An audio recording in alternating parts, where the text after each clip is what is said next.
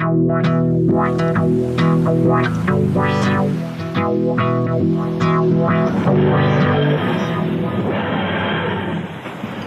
and welcome to Desert Island 2, a Doctor Who podcast where people from the world of Doctor Who and Doctor Who fandom take their 8 chosen stories to a desert island.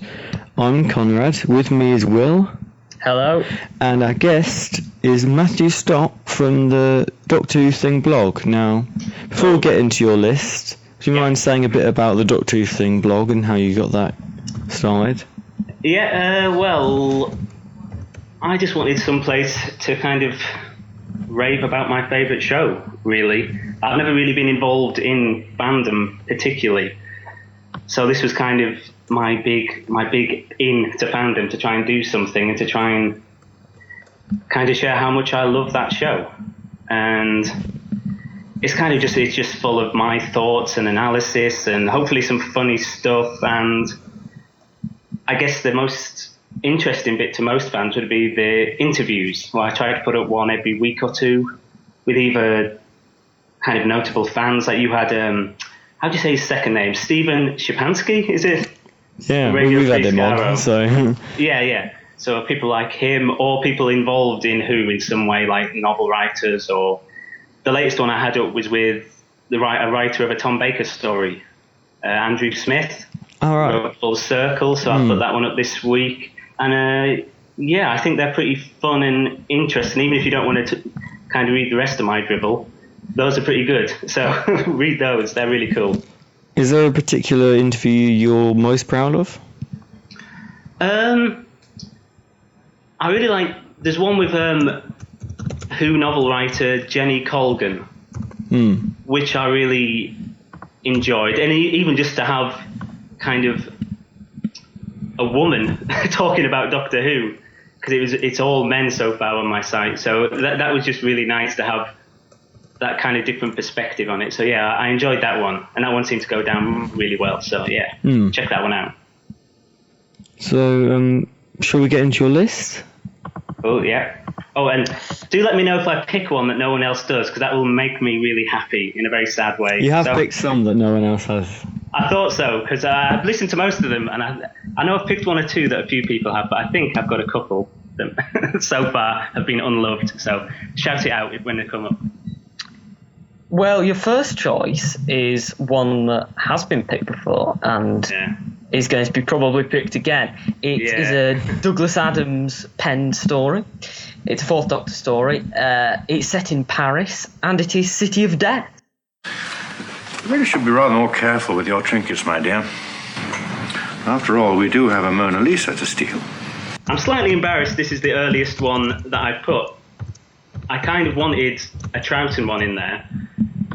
And I did have Tomb of the Cybermen on my long list for ages, and I thought that was going to be it, because I'm such a big Troughton fan, such a big Cyberman fan. And in the end, it got the chop, because I was just trying to squeeze so many in.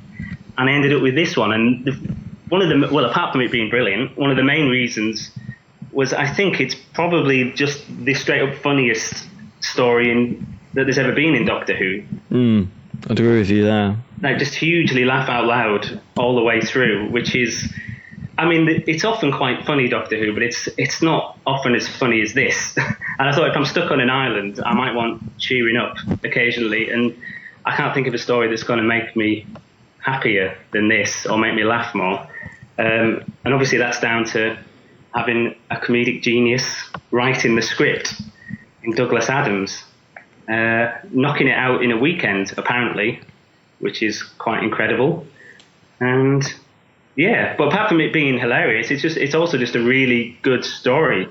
And I think Moffat must be a fan, because he's taken the splintered through time thing for Clara, hasn't he, by the looks of things.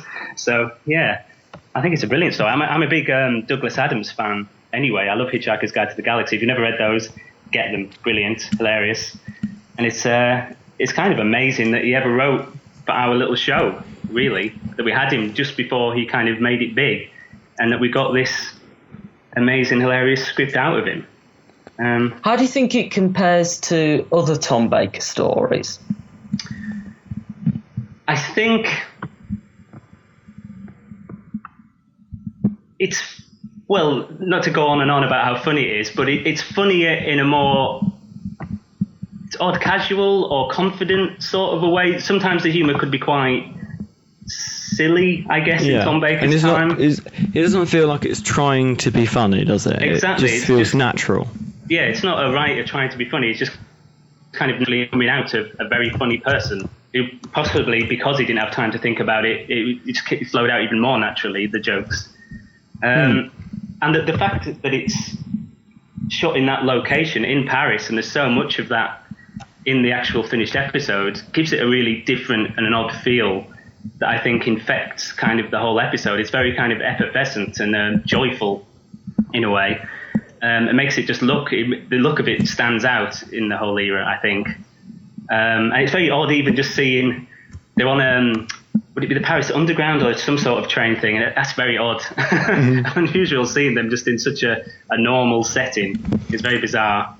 Well, yeah, because you see them sort of running around Paris at the start, and they because it's Paris, obviously seen as a romantic city. It almost is like a boyfriend and a girlfriend going on a holiday, really. And obviously they were married. Literally, yeah. This is apparently the one where they fell in love. I've read that someplace before. Anyway, so I don't know if that's exactly true, but yeah. I mean, I haven't seen much of the season 18, season 17 stories of the Doctor and Romana, but I have heard that it's variable in, because like their marriage had ups and downs, very high ups, very low downs. So there were ones where they're not even really want to look at each other, and but this is not which would be, I can imagine would be quite awkward to watch, but this is not like that at all. No, they're clearly very happy together in this one, but there is ones I think where he's saying his lines off to the far wall or something and not making eye contact. But in this one, it really comes across and helps lift it again, the whole episode, I think. The fact that they so clearly are getting on so well. I'd love to know what they were saying in some of those long shots where you see them walking about and laughing. That would be interesting. Yeah. I mean, I'm a big fan of Romana 2. Anyway, I like Romana 1, but I like the relationship between these two. They kind of seem to spark off each other really well, and both a pair of smart asses, basically, I suppose, but being quite funny and cute with it. I'm a big fan of Romana too, and this Doctor together. So when you said the thing about sort of the splinter through time being borrowed for Clara, I just then imagine the series 8. Like at the end of Series 8, the cliffhanger is Clara pulls off a mask and it's Scaroth. He goes, "Oh my god!" See, I would have loved that. That would have been amazing. Yeah. The same mask as well. Don't update anything. Yeah, no, don't change it. It's exactly the same mask. Same rubbish kind of rubbery mask that pulls off to reveal a head 3 sizes too large for it. Yeah, keep it all the same. That would have been pretty good. Yeah. And then everyone who shipped the Doctor and Clara recoils in horror. Or it goes to a very weird place. No, I think some of them might still be into that. Yeah. Oh, another great thing, Duggan, the kind of second companion in this one, who I think would have made a great companion. They should have kept him. Those two kind of being all witty and clever, and then this guy who wants to punch everything or jump through a window, and but he's not. You don't think he's a horrible, violent person. He's very kind of funny and lovable still, even if he can kind of impossibly run through brick walls like he does in one scene. But I love him. They should have kept him. I don't know why they didn't. That would have been an amazing little trio. That's something Big Finish should do. Get them 3 on. That would be great. Yeah. There's always the possibility. Yeah, they're all still around. I believe Lala Ward is doing a Big Finish with Tom Baker. She's doing some, which is weird. Yeah, I thought that would happen. No. I don't know if they're going to be in the same room when it's happening. Oh no, maybe they'll record their lines separately, so they actually have to meet. Yeah, but this one, Big Finish. It's amazing, hilarious, and I've not seen it that many times, because when I started seeing a lot of Doctor Who on VHS or through UK Gold, they used to show them a lot, and somehow, I don't know when this one was released on VHS, but it was never in the shops and there was no internet shopping to buy it. And I missed it on the telly whenever it was on. So I only got it maybe a couple of years ago, and I've only seen it a few times because I didn't want to overdo it basically and spoil it. So it's still kind of fresh to take to this island. I'll still be watching it with reasonably fresh eyes. So yeah, City of Death. If you haven't watched it, watch it basically. Now your next choice is one that no one's picked before. Yes. It's one where you've got a boat in space. No, it's not Voyage of the Damned. It is Enlightenment. Tronics, an Edwardian racing yacht. Look at the screen. We're not on a yacht, we're on a ship. A spaceship. Yeah, I kind of surprised myself when I realised this is in my final 8. Not because I don't like it. Obviously, I think it's great. But if you had just asked me in everyday conversation, pick 8 now, I don't think it would automatically have jumped out. But I think it's really, really good, and I put it on my long list. And as I tried to chop them down, I sort of couldn't think of a reason to cut it out, and it's just stayed in there. And I just think it's a really, really interesting one. I love the Eternals in this as a sort of as the bad guys, who kind of aren't really bad. It's more that they don't have a concept of mortality or of emotions and all that kind of thing. So they're kind of just, it's not even thoughtless, the callousness. It's just, it doesn't come into their mind that anything they could do to anyone else is bad in any way, which they don't really push it as a fully scary thing here. But I'd love to see them come back and someone do something scary with them, because you can't reason with something like that, because they can't understand your point of view at all. You could do something really scary with them. But anyway, yeah, this one, not scary particularly, but it's a great idea. I think it's the kind of thing that you hear they want to do in the new series when they talk about, big movie style ideas, big movie poster ideas, and it's, big galleons in space. It's a bizarre and wonderful idea, and and a female writer. So there we go. And a female director. Yeah, brilliant. I don't know why Barbara Clegg never wrote for the show again. That seems really odd. I mean, she did pitch a story, I think, the Space Whale one. Yeah, I've heard that, and I'm not sure why. Because they did that one as a big finish, didn't they? I think they did, yeah, with Colin Baker one. I think I've got that somewhere as a little book. But yeah, why she didn't write for it again, I have no idea. And what was I going to say? Oh yes, I think it stands out as well, just because the Davison era. I like the Davison era, but I think it gets a little too much slack cut to it. It gets a little bit too much leeway from people. It's often kind of very middle of the road and dull, I find. And that's not Davison's performance. Just the stories themselves are not really going for it a lot of the time, it feels like to me. They're kind of a bit meh. Apart from a few big highlights like Earthshock or Enlightenment, or obviously something like the Caves of Androzani. Everyone loves the Caves of Androzani, so that doesn't count. But yeah, I think this is one of the few really, really good ones, because of the big idea. Because of, I'm a big Turlough fan. I love that idea of having a potential traitor as part of the TARDIS crew.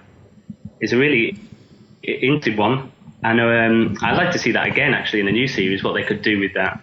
I think that would be really interesting. So it's not always just people in love with the Doctor, either as a person or literally with him, but someone who might be attempting to bash his head in at some point. That would be really cool. With a big rock. Yes, exactly. And yeah, I love Turlough. I think he maybe oversells stuff a few times sometimes, but it's a really interesting idea, and they should do that again. But one of the big things about this one is the relationship between it's Mariner, he's called, isn't it? Mariner and Tegan, which is a really kind of creepy relationship, where he's like some sort of life leech or succubus or something, whatever you would call it, where he's just kind of sucking up all the big, everyone knows he's a big emotional volcano, Teague, and then he's kind of just feasting on all that, isn't he? And it's kind of creepy because it's not love like he might claim. It's just purely, this is a very emotionally noisy person, and he's kind of, it makes him feel alive, so he's using it. And he plays it really well, that guy who plays Mariner. I don't know his name, but yeah, that's the one really creepy bit in this one, I think. I really like that. Yeah. How do you think it compares to the rest of the trilogy? Well, I quite like the whole trilogy. I think Mordrin Undead is very good. A little bit, I'm not that keen on the bits on the ship. It gets a little bit dull, I think. And what's the other one? Terminus, isn't it? Yeah. Which starts off, at least, wonderfully well. But kind of goes a little bit down after that, doesn't it? Kind of, yeah. First episode, amazing first episode of Terminus, I think. But I don't think it quite follows it through all the way. I think this one is kind of start to finish. So I don't think it's going to be one that many people choose. And it's not one that's really spoken about that much, I don't think. It seems to be overlooked for some reason. People will go on about something like The Visitation more than they will this, which baffles me. So yeah, watch this one and start talking about it more, because it's really interesting. And she should have written for the show again, and it's a travesty she didn't. Yeah, Enlightenment. Go and watch that one. It's one I haven't seen, so. Oh, it's really well. Have you seen much Davison at all? I haven't seen as much of him as I have of other Doctors. He's one of my less well represented Doctors on my DVD shelf, but I do like him as a Doctor. I would like to see this trilogy at some point, because it's really, yeah. I mean, there isn't really a poor one amongst the trilogy. It's really worth having a look at. And of course, you get the Brigadier in one of them as well, so that's great. So, yeah. So, moving on from one story which features a Doctor in a cream-coloured coat to another story which features a Doctor in a cream-coloured coat, and it is Remembrance of the Daleks. Yeah. One which has been picked before. What's the situation? Who the devil are you? I'm the Doctor. This is Ace. You must be with the military. Well, how do you know? I'm very perceptive. I know. Many times. I could not leave it off. I know it has been, but it's just such a good one. It's the moment when the whole series kind of lurched upwards again, I think, and it took the quality really. It wasn't even a gradual thing. It was just a really sudden thing. If you watch the final episode of the previous series, it's not, you could be embarrassed watching that with someone else who isn't a Who fan. You might worry that they're going to laugh at certain things or think it's a bit silly or something. And I can only imagine what it must have felt like at the time, going from Dragonfire and then this, which just seems like a whole new show in many ways. The tone, the way the Doctor's being performed, the quality of the writing. It's amazing. I mean, I guess the reason why is that Andrew Cartmel didn't have time really to turn the ship around in the first series. From what I understand, he was brought on with more or less weeks to go before production, and he just had to get something in front of cameras, had to get scripts, was given a script time in the running, nothing to do with him, hated it, and just kind of scrabbled around trying to get a series on camera. Didn't even have a Doctor, I don't think, when they hired him. So they just had to scrabble about. But by this time, for this second season, he had his vision in place. He had these writers. He'd had time to work with them. And I think this series, it's very noticeably an upstep in quality. I know the McCoy era is often kind of looked down by some, but I don't think it's fair. I don't see how you could look down on a story like Remembrance of the Daleks, for example. I think it's a really strong one, and you've got a Doctor companion relationship here that's, I think, one of the best in the whole run. It's up there for me with Tom Baker and, you know, Sarah Jane or Troughton and Jamie, for instance. Just because you can feel how much they enjoy being on camera together and being together. I guess they must, well, I know they get on very well in real life, so I guess it's part of that again. And it's just clear that they enjoy being together, and that really comes across on screen. So you really kind of buy into the whole thing more if you buy into their relationship. So, yeah, and a Dalek one. I'm not mad on the Daleks. Generally, I like the Daleks, but I'm not a huge fan. But I think this is probably this and Dalek from the newer series, which I haven't chosen, but this and Dalek are probably my two favourite Dalek stories, I think. Yeah, I'd say that was true, yeah.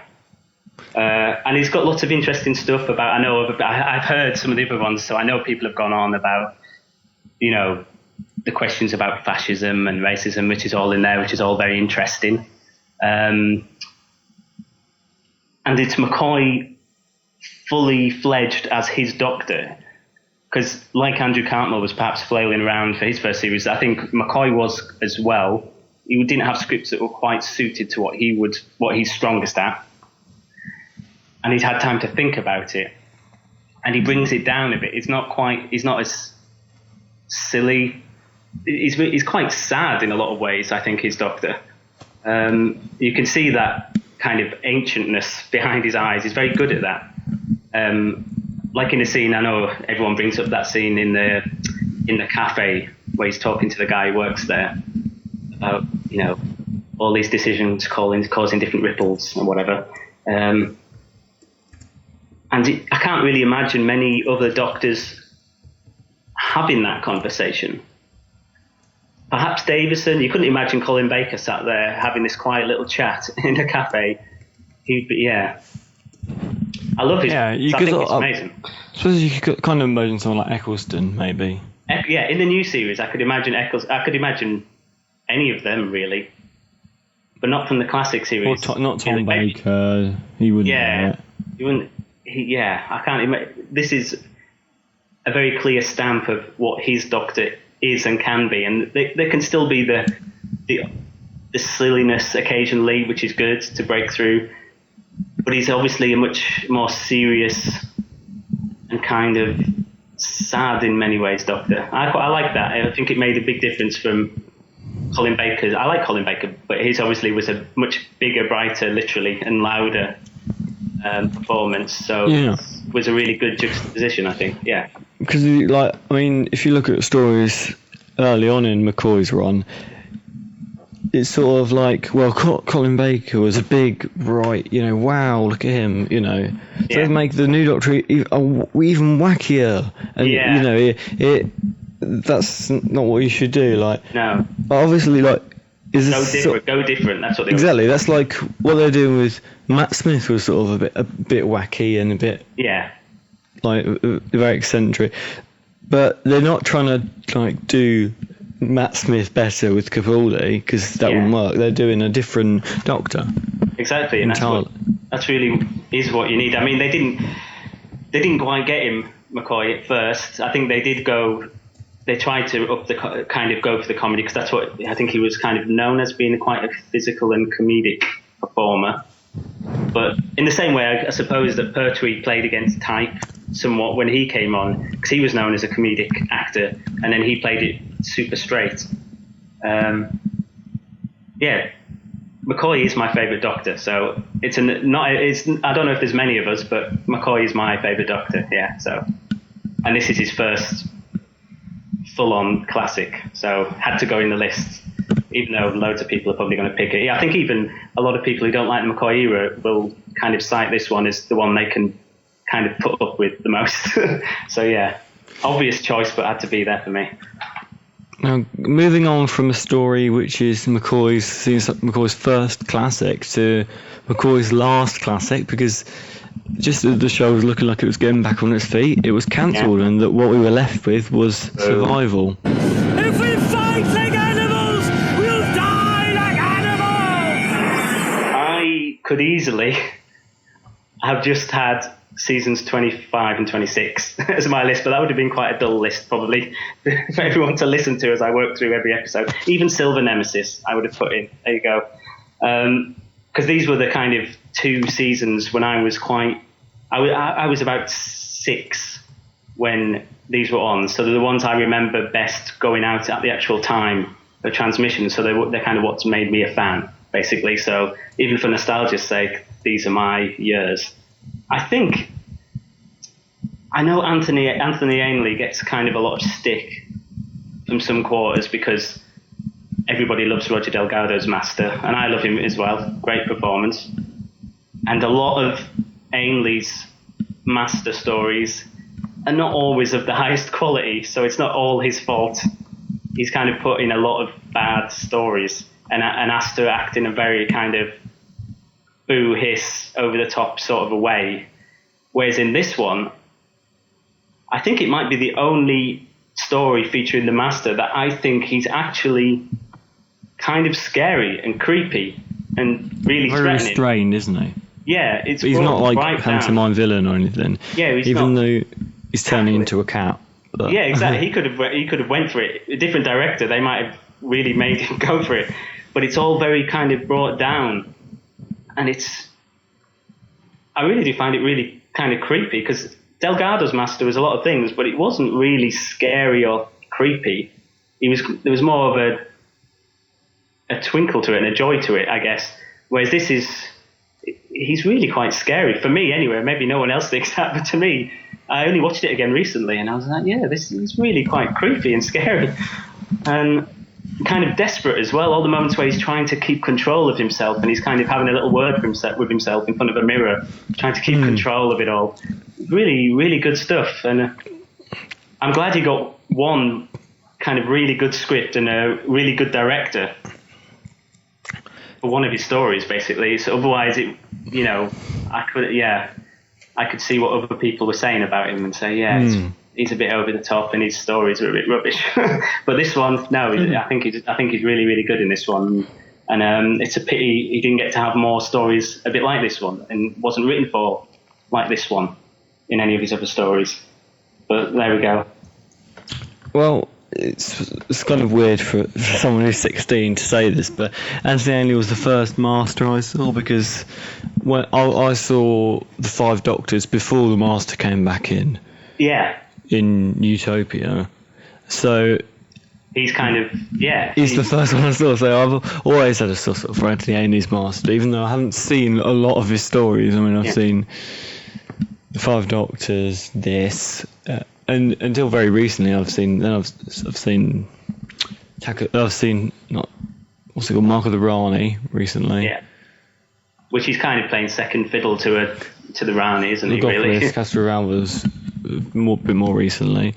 Yeah, but I mean, he was my first one as well. Actually,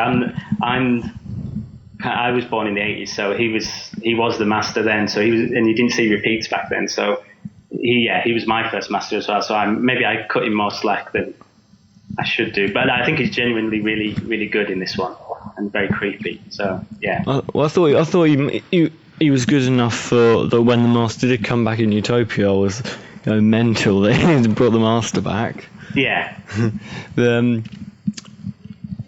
Another thing, people slag off the cheetah costumes in this. I think they're really good. I don't know what people are complaining about. No, I didn't think they were that bad. I mean, I haven't seen this in a while. I was younger when I saw them, so might not look so good to a cynical 16-year-old than they did when I watched them when I was younger. Andrew Connell goes on about them a lot. I think they always thought, according to the script, it was just going to be a bit more like when you see the people kind of Midge and the Master kind of half change. It was going to be teeth and contact lenses and maybe claws, and then they got this full-on furry costume. So I think it's more that they were disappointed because that's not what they were expecting. But they're called cheetah people. They look like cheetahs. It works. I don't see what the problem is. Yeah, no, I don't think they're that bad. I thought what was I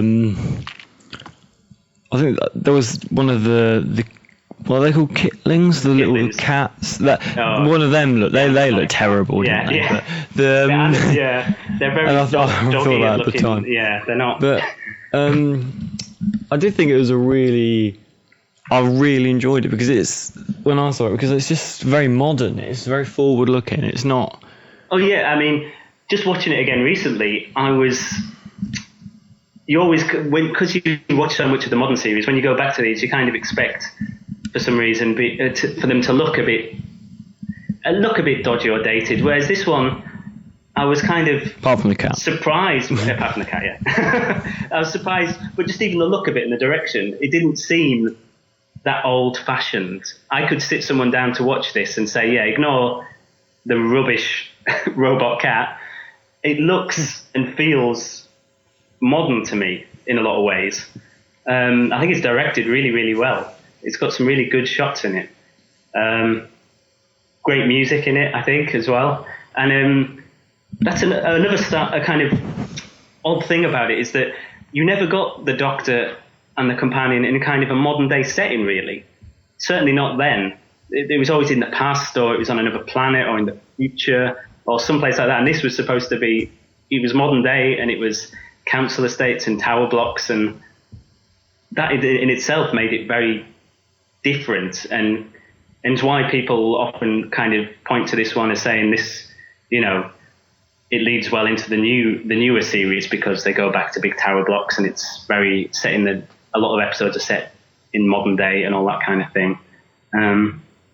So I don't know if that's true, but I can see where they're coming from when they say maybe it has an influence, but I'm not sure if it actually does. If you ask Russell T Davies, I remember there's an extra on the Survival DVD that says about how much influence it had on the new series. Actually, I can't remember if they decided whether it did or not, but I think the Ace character perhaps did, or maybe there's even there's been some articles in Doctor Who magazine about it where they've asked Andrew Cartmel. Oh yeah, I've been reading those. Yeah, they're really good, really good. Asking them, asking each writer, did our time, do you think it affected modern series at all? I mean, I guess it did, because the writers, the series are fans, but it's got kind of affected us a little bit in different ways. Yeah. But I think, and that's another thing I really love about this era, is the Ace companion. Lots of people don't like Ace, but they don't often explore the companion in classic series. You might get their first introduction and they do something interesting, and then from then on, there can be great companions, but you don't really explore them. They're just there being with their personality, and that's kind of it. Whereas they really pushed and prodded, whether you liked it or not, at the Ace character and focused on her a lot. And right through to this final episode where they're taking her home and exploring her kind of relationship to her, where she's come from. I really like that. I think that's very interesting. And it's something you take for granted these days with the series, but it's not something you had perhaps at all, even in the classic series. So that's a very modern thing there as well, yeah. So Survival, one of my favourites, for sure. I'm sure I've talked too much about that one now. Why don't we move on to your next choice, which is quite different in some ways from Survival, but quite similar as well in others, in the tone, in the beat of the companion. Yeah. It's a Ninth Doctor story. It's Stephen Moffat's very first story for Doctor Who. And it's The Empty Child / The Doctor Dances. Whatever's happening here has got nothing to do with that ship. What is happening here, Doctor? Human DNA is being rewritten by an idiot. What do you mean? I don't know, some kind of virus converting human beings into these things. But why? What's the point? I know this one's been chosen before, but I'm a big fan of the Eccleston. Can you call it an era? The few months that he was the Doctor. Lots of really good stuff in there. This might be the first one that really 100% grabbed me.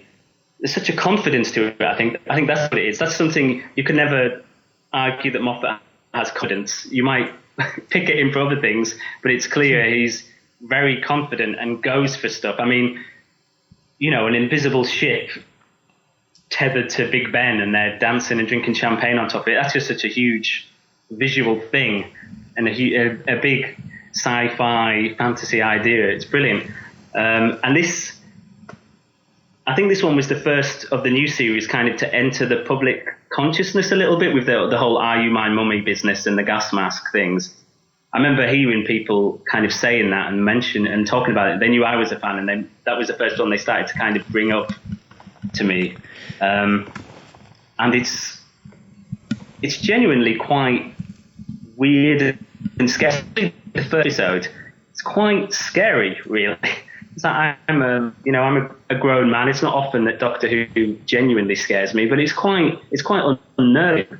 And they play with a lot of. I mean, they play up to that. Obviously, it's supposed to be scary, but they play up to some horror tropes. Like I don't know if you've ever seen the original Halloween movie, but the whole business with this little kid with this mask on, and you've seen things from his point of view and the heavy breathing and stuff, is basically taken from that sort of a slasher movie where you get that kind of bit all the time. You're hearing their breathing under the mask, and it's really kind of unnerving and scary. It scared me anyway. And it's the introduction of Captain Jack, which I'm not sure if he's ever better than he is in this story, to be honest. And I think that might be just because it's Moffat writing him. He's kind of the perfect Moffat character. It's the kind of thing he writes quite a lot, isn't it? The kind of jolly, quick-witted, very sexually aware, should we say, sort of a character. That's River Song again, isn't it? Or even someone like Amy or Tasha Lamb. And done over again. And I don't think anyone writes him quite as well as he is in this first introduction. And it's a real shame they just kind of ignored all the time agent stuff and he's lost years. They just forgot about all that business later on. I don't know why. That was all very interesting. Forgot about all that. And I like the relationship between the Doctor and Rose in this one. The way he's kind of got a rival for her affection in Captain Jack, who's kind of seems like he's more like a stereotypical sci-fi hero, isn't he? And he's got all the bits and bobs and it's almost mocking that, isn't it? We've got the Doctor, who's sort of a very different hero, and then you've got sort of the suave, futuristic with those sort of guns and gadgets and spaceships, and you've got the he's guy got a blue box and a solid screwdriver. You basically got the guy who would be the hero in an American science fiction show. That's what the hero in that is: square-jawed, witty. He's got a gun, he's got American accent. Yeah, exactly. It's a real opposite to him, which is it's really fun, and to see the Doctor's reaction where he's kind of trying to pretend he's not a bit put out by this kind of, sexy new guy who's got all the gadgets and I think that's all very funny, and the whole dancing metaphor is quite interesting. I think that's quite a nice end when he starts dancing with her in the TARDIS. That's quite I like that. It's all very nice, yeah. But yeah, this is it's one of the scariest ones. I'd say one of the scariest Doctor Who episodes, and I like scary ones. So I wish they'd do more scary ones. I liked Hyde from the new series, for example, but the twist kind of ruined it for me. Not to spoil it, if someone hasn't seen it. I like to keep the scary, and you can't ever watch that again in the same mindset because it's not really scary anymore. So it's like having a twist in Midnight where it's all a misunderstood thing and it's all happy clappy at the end. It's kind of no, just keep the scary because those are the best ones. Yeah. So yeah, this is this was the first one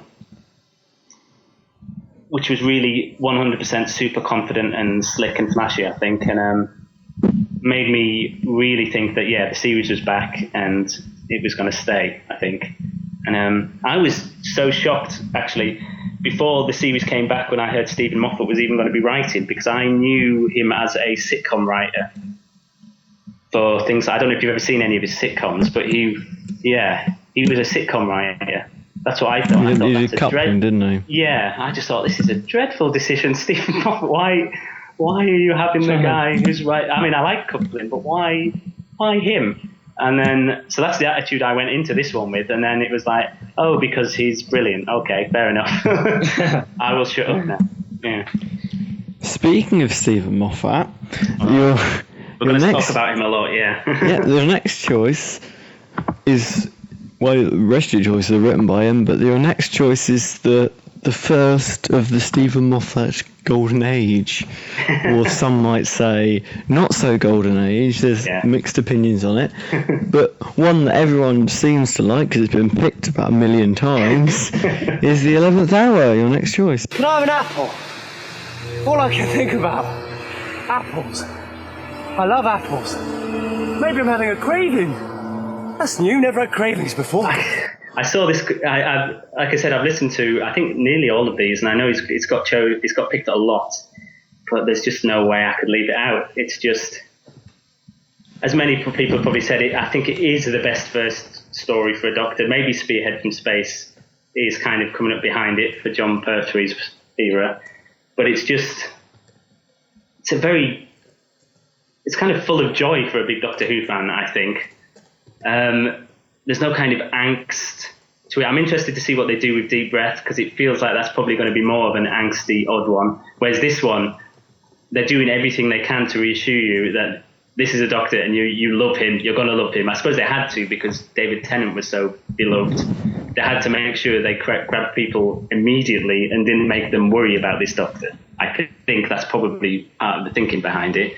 So immediately he's lovable from the moment he pops his head out of the TARDIS to Amelia and starts asking for an apple, and he's immediately goofy and wonderful and magical. And I mean, the story itself, it's not really the focus. It's in a similar way to Rhodes. The story wasn't really the focus. It was about this new Doctor and getting this new era started and introducing everything. Even the look of the thing, I think, I don't think they had any more money. I'm sure I heard they had less money, but the whole look and polish of the thing is just a real leap upwards, I think, from what we had in the Tennant. It's a new director to the show, and it's just lit and directed very differently. It's not immediately. If you read the script, I'm sure if the script had leaked for 11th Hour like it did for Deep Breath, people would have gone, oh, this doesn't seem that different to David Tennant. They just seem like they're just doing the same old thing. But it's in the performance and the direction that it seems like a new era. Yeah. Like a new... They've given it a whole new kind of visual identity, I guess, to differentiate it so that it's the same but different, I suppose you could say. And I love... Moffat's very good at those kind of clever ideas, and I know he kind of used it already in The Girl in the Fireplace. I love the way they introduced this companion, where you see her as a very young child, and then he pops off and comes back, and he's missed all those years. It's kind of like he realised that was a great idea. I'm going to expand on that, and do it again. Which I know people say he uses a lot of the same tricks, which every writer does. But anyway, it's a really good and different sort of an idea for introducing an onion. And if I thought about it, CGI snake thing, terrible. That's a terrible kind of... Never make a monster out of CGI. They're always rubbish. They're always rubbish. You can't buy into them. Even if it's some sort of poxy rubbish thrown together real sock puppet thing, I can buy that much more than a cartoon thing dangling into frame. It kind of suddenly all threat's gone because it's a cartoon thing dangling in frame. So you find the mandrill more threatening than Prison Zero? It's just, for instance. Well, okay. I love the scene where he fully becomes the Doctor and he's putting on his costume after he's called. Back. And all those pictures come up of the other Doctors, and then he walks right through it. Hello, I'm the Doctor. Basically, run. That's a brilliant bit. I think that's one of my favourite bits in all of Doctor Who. I think just that one little bit. It's almost the bit when the Doctor gets his costume that he sort of becomes. He's finally. Not always. I wouldn't say that because I mean twin dilemma, but. But he's finally cast off the kind of tattered remnants in of the Tennant. new series anyway, because I mean, for both Tennant and Smith, they remain in their predecessors' clothes for quite a long time, or in Tennant's case, in pajamas. So it's the moment when he fastens the bow tie that you think, and it's sort of bow ties are his thing now. Yeah, I mean, Matt Smith, he's probably him and McCoy are my two favourite Doctors. I like them all in different ways, but those two, those are the two for me. I think he's the most reminiscent of a classic series Doctor in some ways. He's the more goofy one, I guess. Tennant's kind of like a matinee idol Doctor. You can see him in the movie, kind of winning the girl kind of a Doctor, which I liked. And Eccleston's very different again because he's just kind of brunt and northern, isn't he? He's not much like the other ones. Where I think this one, he was the most classic feeling to me, and I really enjoyed that about him. He's up there with McCoy in my affections. We'll see how Capaldi does. I'm sure he'll be good. Well, we've got a friend who, despite everyone sort of going 11th hour so good and it's been picked so many times, he doesn't like it that much at all. Yeah, but that's wrong. That's entirely wrong. There's no excuse for that. 11th hour is amazing, and you can't watch Doctor Who if you don't like it. I think those are the rules.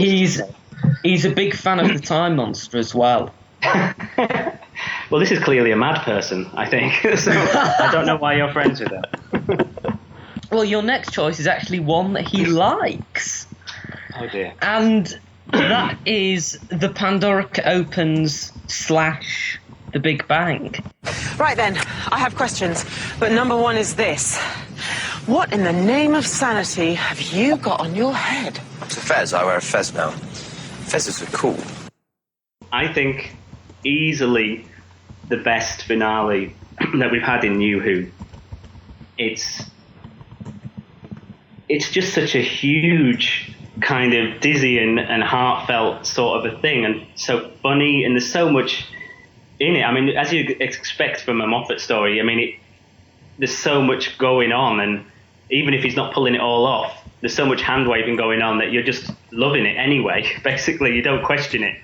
I love the opening pre-credit sequence, where you're just jumping all over these different times, and you're revisiting all these people we've seen throughout the whole series.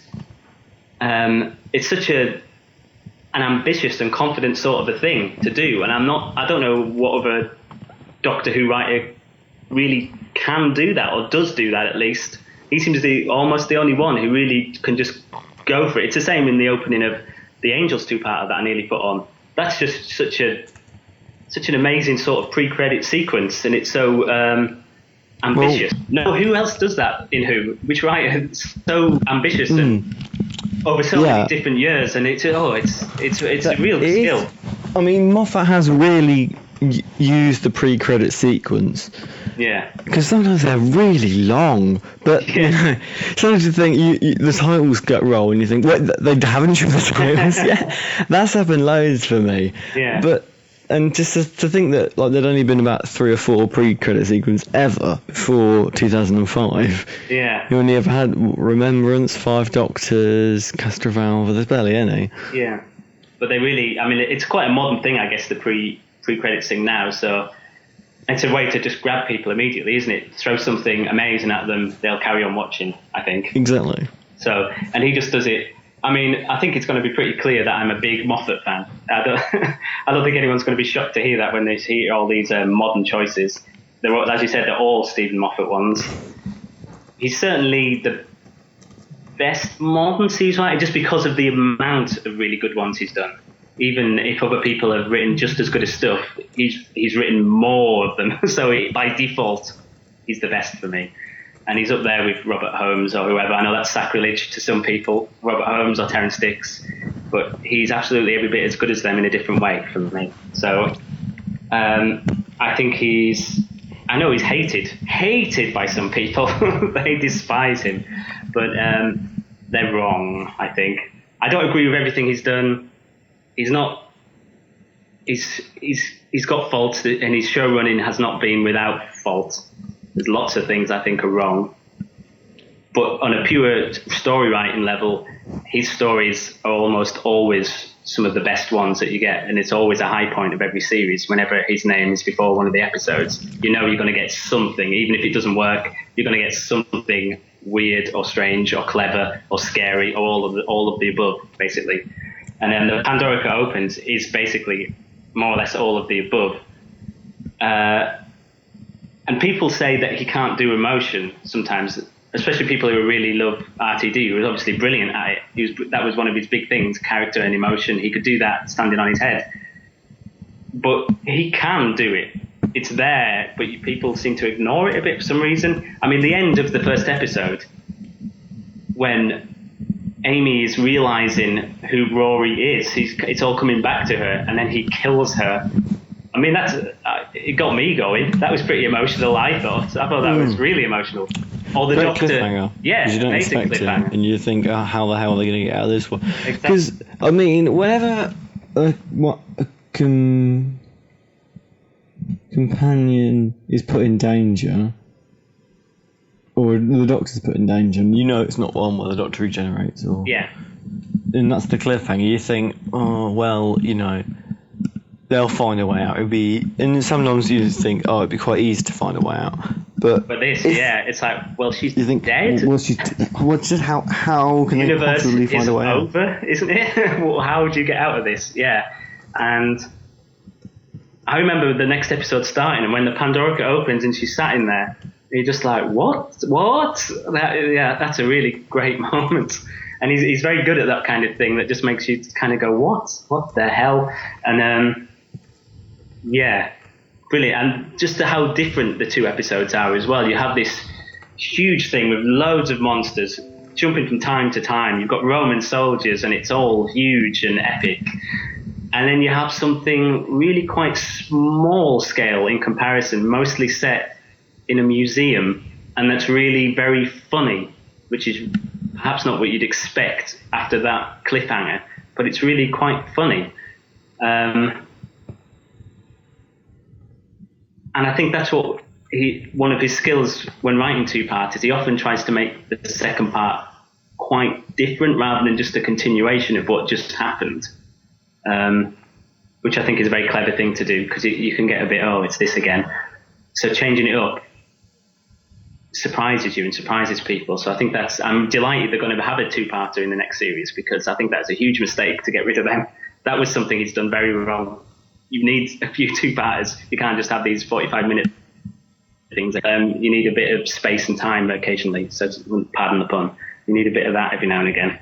It's the ending. I know some people can have a problem with that kind of an ending where basically it feels a bit like magic, I guess. Well, it was magic, right? Yeah. To wish the Doctor back into existence. That's what I didn't like. She remembers him, and there he is.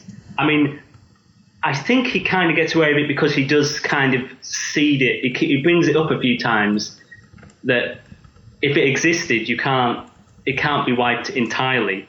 And if something remains and it is remembered, then it can't not have existed. So it comes back. There's a kind of a logic to that, but I can understand, 100% why some people might go, that's idiotic, it's magic, there's no place for magic in Doctor Who. It's the fairy tale aspect, isn't it?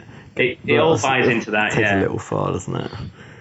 But yeah, this is, it's the best, for me, finale, easily. And it's because it has that time as well that he doesn't give to the other ones, because the Wedding of River Song, it's crazy and rushed because there's so much in it. It's like that needs to be parts. It's a one part. Yeah, it's crazy that they did that, I think. So just a brilliant, big, bright, amazing story, I think. And I watched it again recently because I know I was going to choose it for this, and it knocked me out because I hadn't seen it for a couple of years, and it just knocked me out. I just was startled by how good it was. And I love River Song as well. Some people hate River Song. I love River Song, so I'm happy with that as well. Now, Pandorica Opens features every monster ever in it going to get the Doctor, and your final choice also features every monster ever trying to get the Doctor. And it's a controversial one. It's a controversial one amongst this podcast, definitely, as well as amongst fandom. It is another series finale, but it's kind of, because it's the finale of a Doctor. It's time of the Doctor. Emergency. You're my boyfriend. Ding dong. Okay, brilliant. I may be a bit rusty in some areas, but I will glance at a manual. No. Yes, and I hear lots of people saying, what now, as they're listening to this, but I can understand where they're coming from. Don't worry, I'm not crazy. I know there's lots of stuff wrong with this one. I was, myself, slightly disappointed with it when I watched it, perhaps just coming off the back of the Day of the Doctor, which it's kind of crazy he's not on this list, and I left it off because I know lots of people chose it. So I thought, right, I'm going to go for something a bit different. So I went for this one instead. And I think it's understandable that you would have a bit of a come down with this one, I guess, because that's so big and crowd pleasing, and you kind of expect that to carry on. But here it's quite a different sort of a story, and it's not like with the Tennant one that gets a lot of hate, obviously, from a lot of people. His finale. But it was also, you know, it was him being big and explosive and a big hero. And this one, you don't really see him that much being a big hero in it, do you? He's kind of, you don't see much of that. It's quite a quiet ending for him in some ways, which perhaps is some people's problems with it. But there is obviously, I'm just going to talk about old problems with it here. That's a bit odd. But there's also... Talk about some of the positive things. All right, I'll go in... Yeah, leave us to talk about the problems. All right. Because we will. The positives. I just think it's really... Lovely is a rubbish word to say, isn't it? I just think it's really lovely. And right from the first watch, even though I had problems with it, I loved the last 20 minutes maybe, when Clara first goes back to him and he's kind of the old but not quite old yet version of him. I think from then on it was just good as anything for me in the Matt Smith era. I loved it. I loved the little moment with Handel's death. Moffat can't do emotion. He made people cry over a head of a Cyberman dying, which makes no sense, but you cried, people. So there you go. He can do emotion. And when she comes back and he's the really old version, it's so sad and lovely. I just really like it. And his confrontation with the Dalek ships, when he's kind of just so tired and done with it, and it's all over.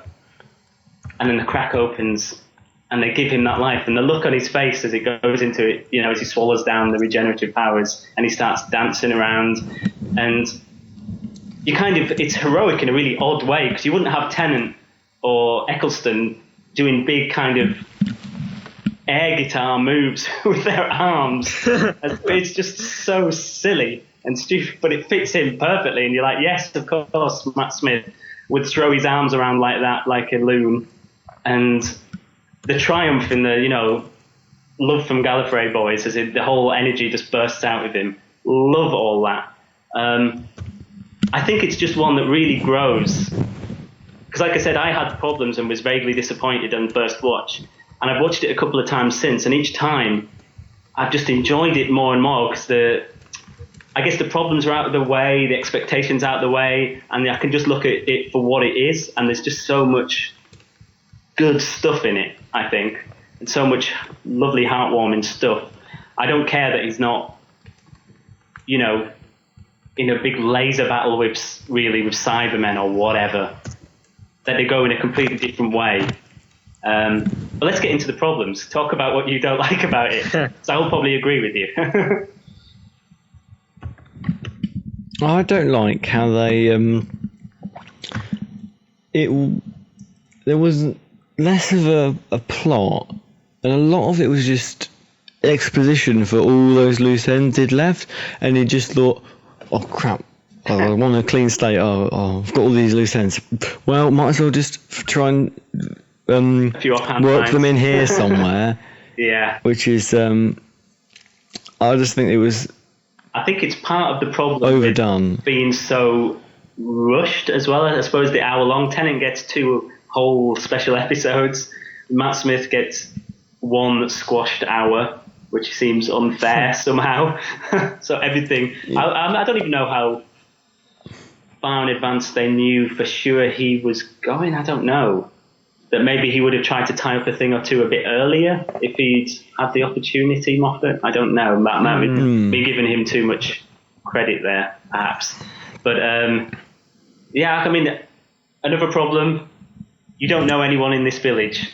If it was RTD writing it, you would have felt why he's there, and you would have felt, oh, you're connected to these people now. You only get that one kid, don't you? Yeah, and you don't even get to know him that well. He just appears. Yeah, more time. He maybe they would have done dies at some point. In fire, death. Exactly. Yeah, because I mean they all seem to die anyway. So it's when the Daleks show up. So I know. This. I mean, I can't defend anything that you would say bad about it, really, because it's kind of true. But at the same time, I kind of don't care.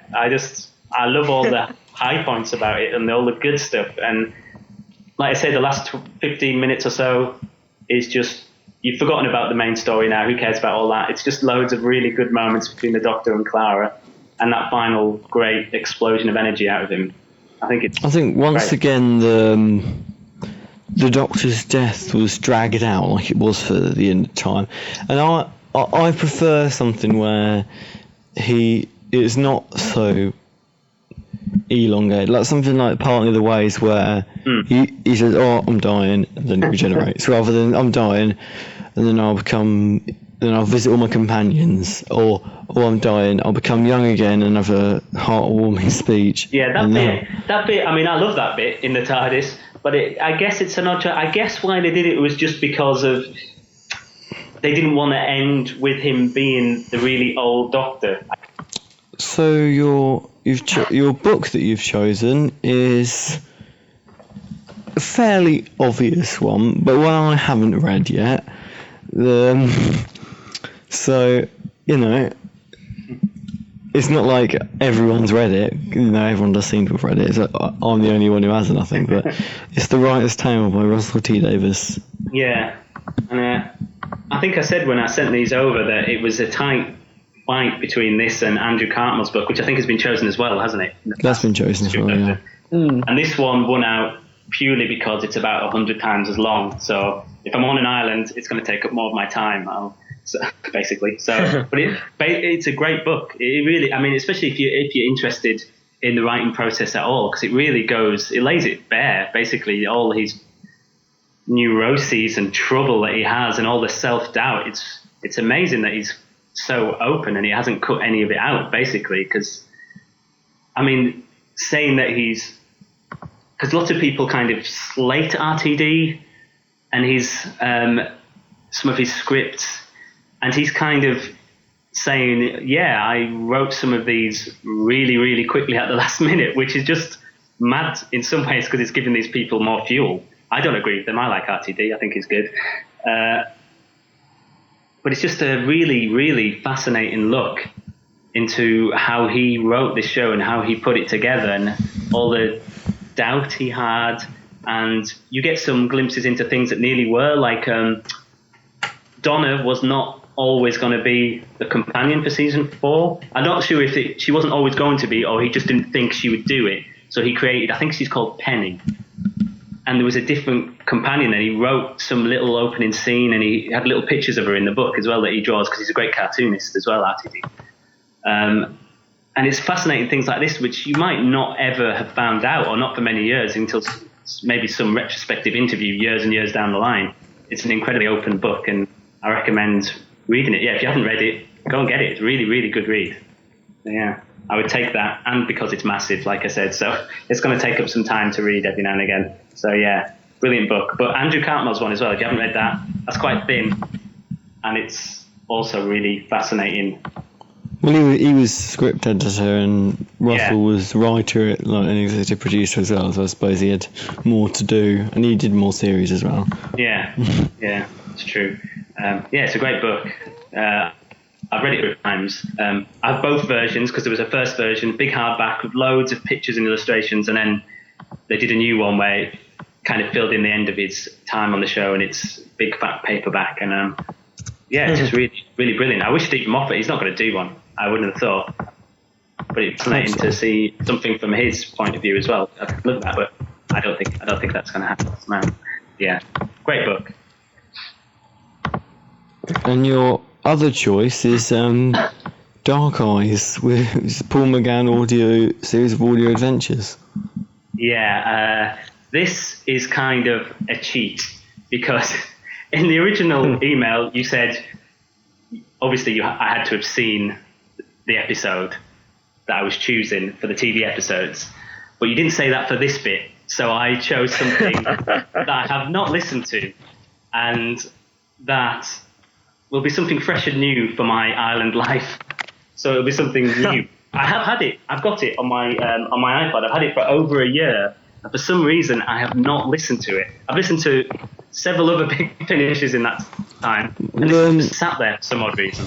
I don't know why. The problem I always have with Big Finish is if I listen, I listen to the first part of Light at the End at Christmas, and I haven't listened to the rest because I just sort of think, I'll do it tomorrow. I always put it off, which is I don't know why I always do that with Big Finish, because I've done exactly the same with Jubilee. I've listened to the first part, I still haven't looked around to listen to the rest, but I think next time you need to be kind of walking about. I can't listen to these things in a room. Basically, see, I don't I'm know the what to do with my eyes. I don't know what to look at. What do I look at?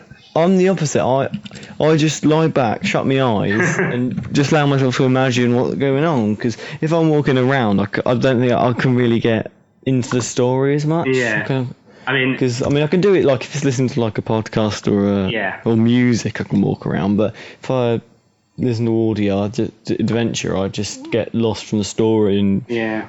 Yeah, I like Big Finish. I've listened to quite a few of them. They're enjoyable things, but this one was also because I'm quite a Paul McGann fan, and this gets me to have a bit of McGann's Doctor, because as much as I love the TV movie, that was not making my list that I was going to take. So I can't really say much more about it because I cheated. I don't know what happened. Well, I haven't listened to it either, I don't know. Will, have you listened to this one? No, I haven't listened to this one. Okay, let's move on. Right, let's just end it there then. Let's leave it. So, thank you everyone for listening. I've been Conrad, with me is Will and I guess Matthew. If you want to go on the Doctor Who Thing blog, how would they check that out? It's doctorwhothing.wordpress.com, or visit me on Twitter at Doctor Who Thing. I've only been on that handle for maybe 3 or 4 weeks, I think, since I actually started that. So that's been a lot of fun, and winding some people up. I've enjoyed that, putting up fake stories occasionally that people didn't realise I was making up. I think I put up something about the young Doctor Who adventures, and a lot of people bought that Daniel Radcliffe was going to be in a CBBC series as a 17-year-old Doctor. So that kind of thing is fun. So if you like getting annoyed at that kind of thing, then follow me on Twitter. So thank you everyone for listening, and we won't see you, but you will hear us in the next episode.